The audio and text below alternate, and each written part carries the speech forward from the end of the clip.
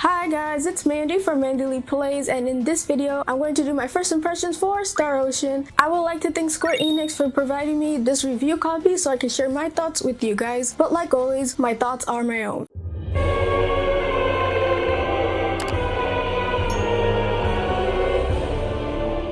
So this is a first impressions, not a full-on review, because I only put in like 10 hours into this game, but man, I have a lot to talk about. First thing though, let me give you some background on me and the Star Ocean franchise as a whole. Now I do have Star Ocean the Divine Force, but I never finished it. So I'm going into my impressions of Star Ocean the Second Story R as if it were my first time playing a Star Ocean game, which technically it is. And before I get into the meat of the video, I am playing as Reina, not Claude. So essentially you have dual protagonists, and depending on which one you choose, you get certain scenarios that are different and also characters. So my first impressions are basically in the perspective of Reina. So right off the bat, this game demands multiple playthroughs, which I'm not sure I jive with that. I usually just play my games and move on, but depending how long it is, I might, do another playthrough. But not to fear, I do have a Claude perspective with my friend Jugs. He's actually playing with the dude, so anything about Claude's perspective comes from my friend Jugs. And last thing to know, I am experiencing this game on the Nintendo Switch. So without further ado, let's finally get into the video. On to the first thing that really grabbed my eye when I was looking into this game, and that is the graphics. The HD 2D graphics are just beautiful. I love that art style.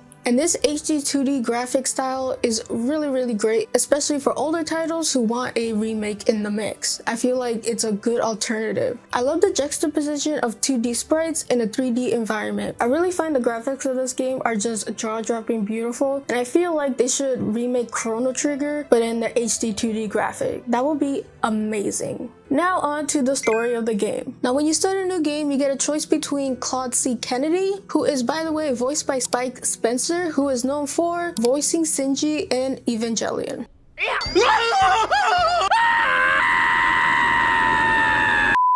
And once I knew this, I can't unhear Shinji in his voice. It's weird.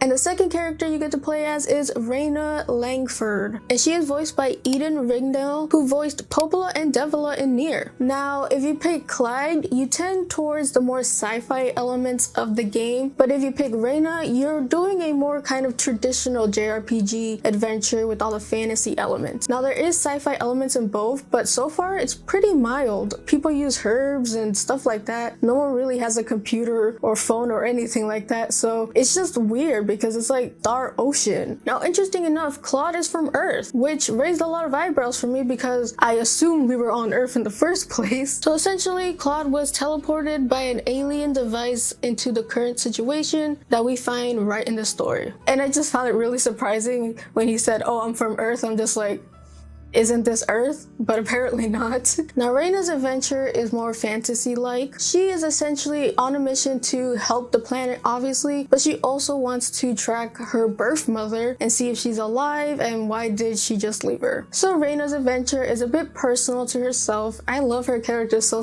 much. She's like a mix of Sailor Moon and Zelda from Breath of the Wild, where she's really nice and polite, but she does have a snark to her that's really funny. Now, Claude for me gives off the more country bumpkin kind of guy. He's really nice but kind of naive, and that's mostly because he just landed on this new planet and he has to adjust to what this planet does and the culture and all that stuff. So he's really giving out those fish out of water kind of vibes, and it's understandable. And yes, I do ship Reina and Claude because they have a lot of moments where it's obvious there's romantic undertones.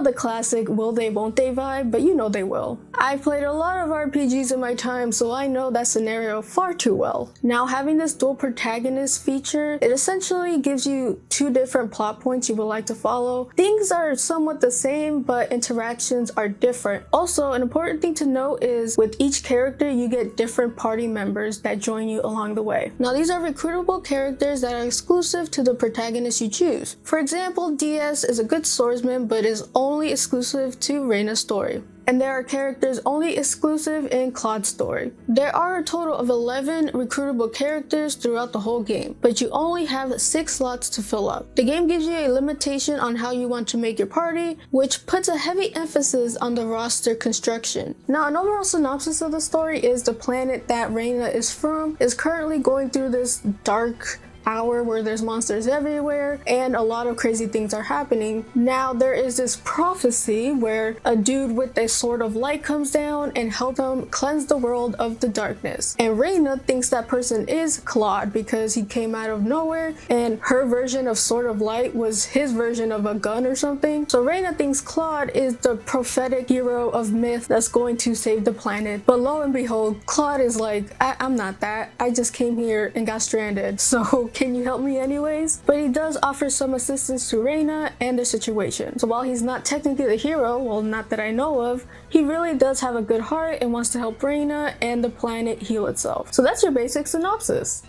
Yay. Now, I was debating whether I should put this in the gameplay or here, so I'll put it here. I love the PA moments. They are awesome. So essentially what it is kind of downtime for you and your party to interact with each other, and each interaction buys them closer to you, and plus you get to learn your party members even more besides the, superficial stuff, and is a nice way to just relax and vibe. Now, there's this whole side scenario that I went through with Celine between the Prince of the Kingdom. It was like a soap opera the way it played out, and I just loved it. Cringe and all, it was so cute. So PA moments are definitely one of the highlights of this game. Now on to the gameplay. Going into the gameplay, Star Ocean Second Story R showcases the real-time action combat system that gives vibes to the older Tales games. Now this is funny because the creators of Star Ocean were former Bandai Namco developers. Now the player has direct control over a single character while the rest of the party is controlled by an AI in the arena. Enemies also have a shield over their HP bar. As you attack them, both their HP and shield bar decreases. When the shield bar decreases, the enemy goes into a break status, which not only stuns them but leaves them wide open for a lot of damage. So you immediately want to prioritize breaking the shield as soon as possible. Also, there's different abilities that help break the shield. Dodging is also a big thing in this game as well. If you time it correctly, you could pull off a perfect dodge. This not only reduces an enemy's shield by 1, but it also regains a lot of MP in the process. But dodge at your own risk, because if you miss, you will instead become broken, leaving you wide open for attacks. There's also a mechanic called the bonus gauge. So you fill this gauge in the battle, and depending on how much you have, you get different bonuses. And there's a mechanic new to Star Ocean the Second Story R, and that is the assault action system. So basically what this does is lets you summon a different Star Ocean character from different games, and then they do a all-out attack which helps you when you're in a pinch. Now, I don't know any of these characters since it's my first Star Ocean game, but they're pretty helpful, not gonna lie. Oh, you think I was done? I am not done. There is still more mechanics to go over into this game. After each battle, you get a little bit of SP and BP. SP is used to improve your IC or item creation skills like fishing, cooking, herbology, and raises certain stats. Now, this is where you're going to be spending most of your time because you have to allocate these points to get different outcomes. And depending on where you want to invest your points can make the game a whole lot easier for you. So if you like breaking RPGs and their gameplay mechanics, this one's for you. Now, BP on the other hand helps improve combat skills and special arts. Combat skills are passive skills that help you out in a battle. For example, Godspeed can randomly help you teleport to another enemy in a matter of seconds, and so on and so on. There's a lot of them. I'll be here all day if I had to explain all of them, but they're really handy when it comes to battle. And for special arts, adding BP can add more modifiers to your skills. Now, this is one of the few action RPGs that really feel like you're engaged into the story. You're not just mashing. Now, I mean, there is mashing the button, but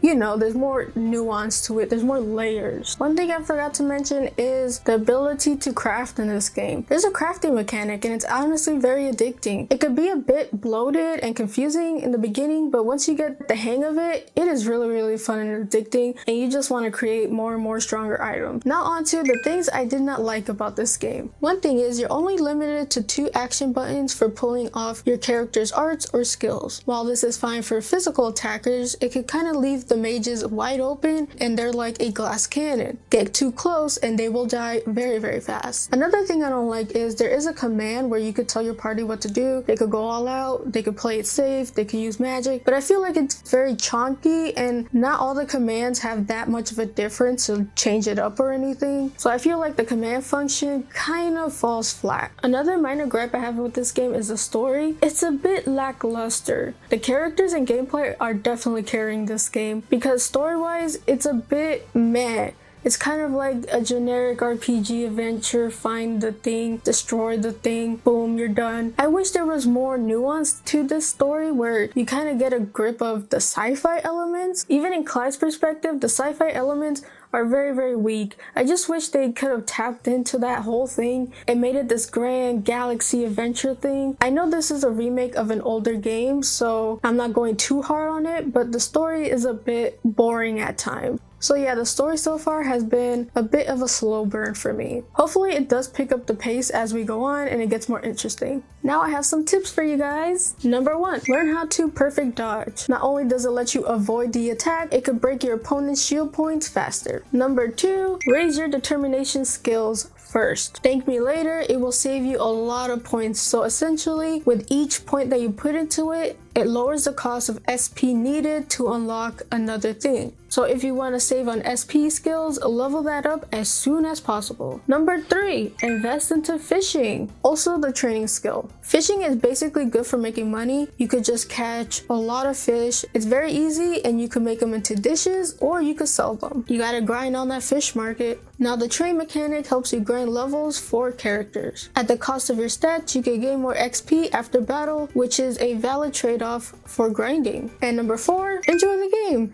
The game is honestly really good and I highly recommend it. So that's it for today's video. I hope you guys enjoyed. Please hit that like button, I would appreciate it. If you enjoyed my channel and would like to see more, then smack that subscribe button. Tell me in the comments down below, have you picked up the game? Are you interested? You can follow me on my socials in the description down below. I hope you guys have a beautiful rest of the day, and as always, play a good game. Peace.